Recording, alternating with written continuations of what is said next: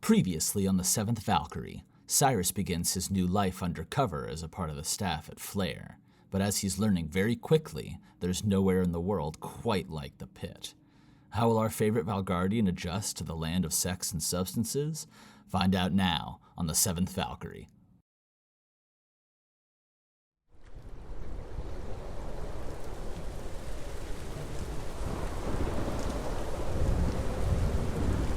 Chapter 19. Under Passing Clouds. The 16th day of winter. Midafternoon. Cyrus.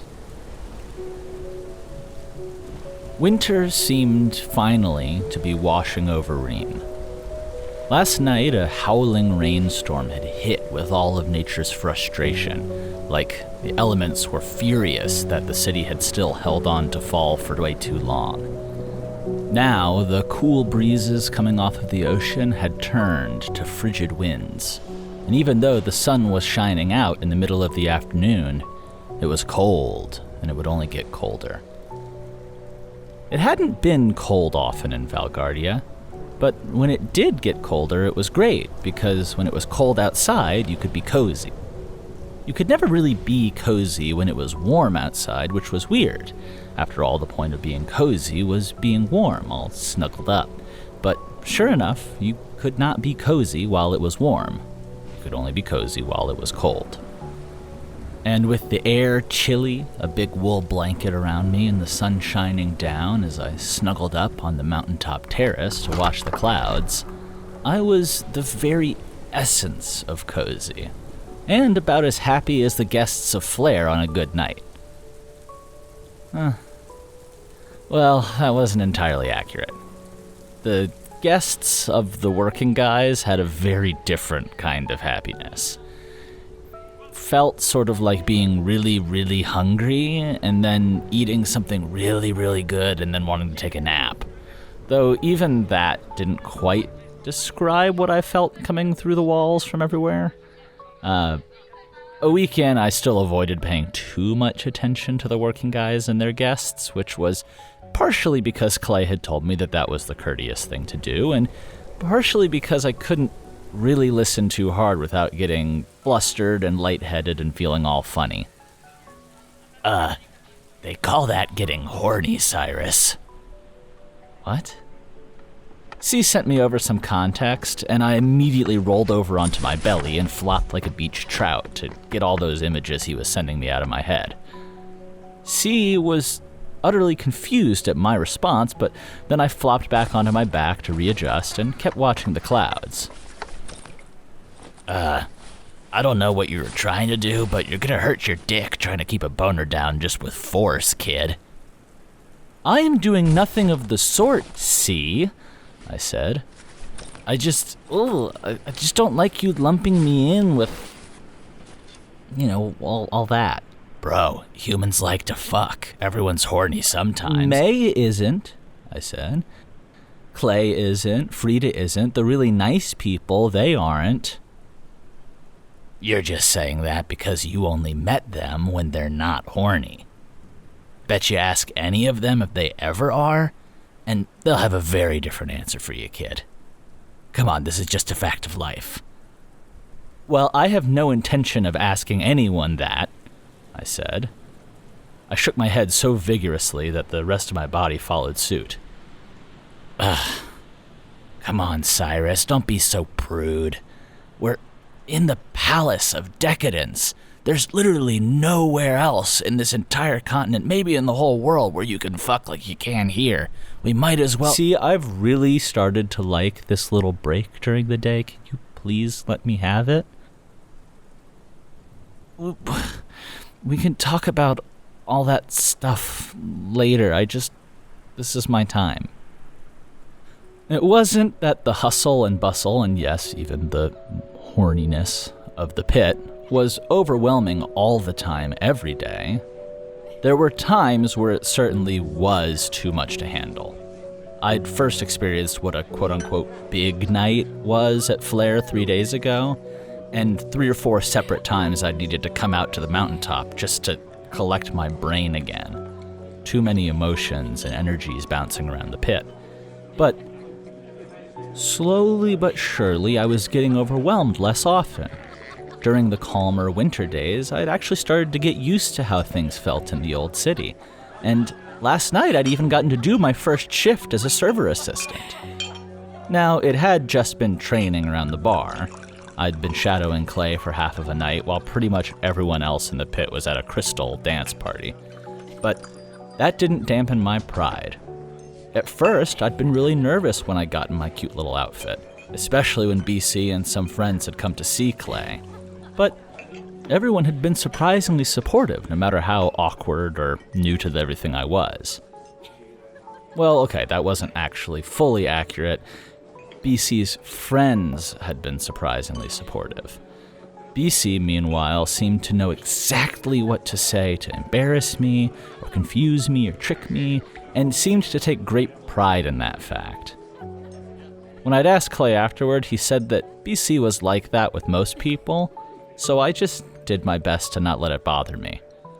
One of the things about pit life I didn't understand quite yet, I guessed. And there were quite a lot of those, the things that I didn't quite get and had to adjust to. Like, at the bathing pools.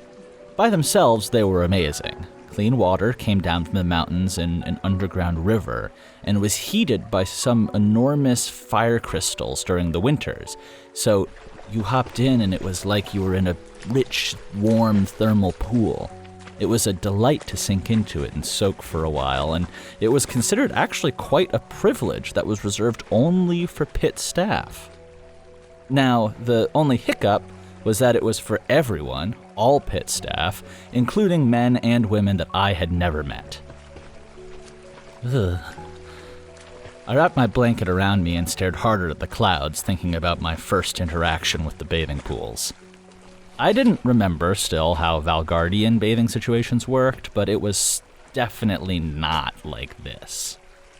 The first day, I'd followed a few flare guys down to the pools, only to find a veritable fleet of Velvet and Crystal's girls there, all carrying on and enjoying the baths like it was no big deal that we'd all just walked in.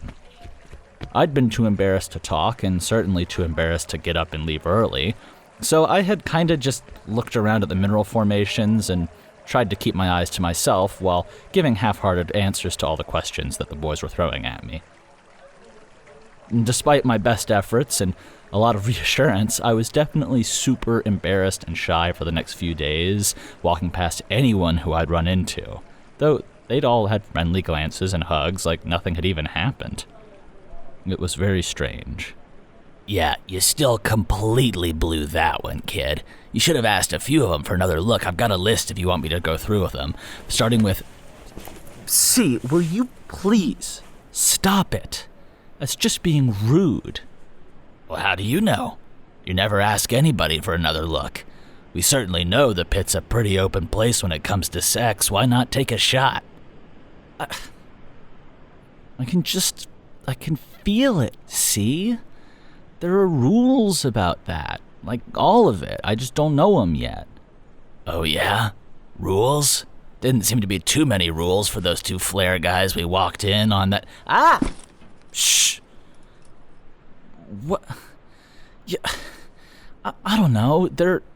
People get up to stuff, but there are rules, and there's etiquette, I'm sure. And, they might be different in the pit, but I'm not going to go around being all rude, and certainly not doing all the things that you're trying to tell me to do. Can you get off my case? All right. Sorry, kid. Part of me just likes watching you squirm. You're kind of cute and naive in that way, little whippersnapper. I'll leave it until you're older. See, you are definitely the same age as me. Or younger. You're a voice in my head. How could you be older than me? That wouldn't make any sense. Little guy, little squirt. I don't have to be older than you for you to just be the cutest little guy. My little Sai, my little Cyrus. I rolled my eyes and kicked back to watch the clouds. I could finally, with a little bit of effort, tune C out and just enjoy what I'd come out here to do.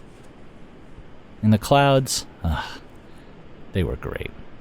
They looked big and fluffy and tasty. That reminded me of breakfast and flair, which was made fresh every day by our enormous cook, Mork. Mork was half Edoran from what I'd heard, but he'd grown up way down south in a place that they called the Borderlands, and he was a spectacularly versatile chef. Mork prepared breakfast, lunch, and an early dinner before shift, and the meals that he made were always simple and fresh and incredibly filling, but with enough variation that it felt like I was taking a little trip to a different region each time I got to dine with him. And even if Mork's cooking hadn't been a fun little vacation to take, just sitting in the tiny mess area for everyone would have been an adventure in itself. Flair currently had someone on staff from every major Freelander region, and just listening in and asking a few questions, I'd kind of started to put together a mental picture of Edera. The Icelands were north, and they bordered all along the edge of Edera. Then there was Edera itself, which we were in. That was a big, big country that covered coast to coast, west to east, from north all the way down to the Borderlands, where the Uverans kind of started to live. Now, the Uverans were split throughout the Borderlands in a place called Uvera, but the Borderlands and Uvera weren't actually next to each other. Somewhere between Borderlands and Uvera was a place called the Wasteland, the World Scar, the Eternal Sands. I'd heard a bunch of names for it. I think it was an enormous desert, and Uvera was beyond it. Now, somewhere south of the Wasteland, there were the Skylanders and the Mountains of Sky, and then way, way down south, this is where the map got a little confusing, depending on who you asked, as far as you could go, there were the Firelands. And all in between that, things got a little confusing, but basically it turned out to North Ice, Edera, Borderlands, Wasteland, Uvera and the Skylands, and then Fire way down at the bottom. Meanwhile, the Sestrans lived everywhere there was water, though Sestrans themselves used different labels based on their region. I mean, to hear the Sestrans tell it, it wasn't even accurate to describe them all using one word, Sestrans, because, I mean, Northbounders were practically a different species than Storm Chasers, and don't even get them started on how different Wave Striders were, and so on and so forth. It was a lot of culture and geography to take in all at once, and apparently it used to have been even busier here in Reen. Before the war, people had come and gone with the seasons, and while Sestran ships still arrived bringing travelers who were fleeing something or just searching for their place in the world, the ships were half as full and half as frequent as they'd used to be. Life went on, though, and the routines in the pit continued as always. And I actually liked that a lot about life here. For all the chaos of energy and gifts and different people, the schedule was pretty straightforward, at least for pit staff. In the morning, I reported to Gronk, who ran daytime operations in the pit and sent me and the other daytime workers out for various errands and cleaning tasks.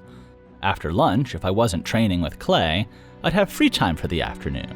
And once I'd gotten comfortable enough to walk around the pit without getting woozy, Clay had suggested I join groups of other pit staff on afternoon excursions. Those were casually organized trips that focused on a different little shop or business each day. And there was a reason for that. With tensions this high on both sides of the river, some of the other businesses were suffering, and a cheerful, colorful, and vocal gaggle of customers from the pit team could really transform a small shop for the day. We always left establishments much busier than when we'd arrived, and there were very grateful shopkeepers sharing their appreciation every single time we left. Then it was back to the pit to get ready for the night shifts, where the evenings exploded into that colorful haze, and that part I still hadn't quite figured out. Still, though, there was structure, and there were people like me, and if I hadn't been still being chased by giant world-ending evils and demons that taunted me and an entire government, then it would have been really nice and relaxing. Still, though, I was hiding and I was undercover, and so I dutifully held to May's rules of keeping my head down and staying out of trouble. And the more I did, the more I realized exactly how important that was. People out in the city all seemed tense, like some invisible thread had wound them just a touch too tight. I didn't see it as much, sticking to the groups from Flare, and I headed straight to bed after my shifts, so I hadn't run into any trouble. But even as people were planning celebrations and festivals and events, there was always that little consideration that things might go wrong. Want to know what happens next? Join us on Patreon to become a hero of Edera and get early access to episodes along with bonus features, director's commentary, and the full Tab to Archive. You can also find other ways to support us at the links in the description, and we will see you next week.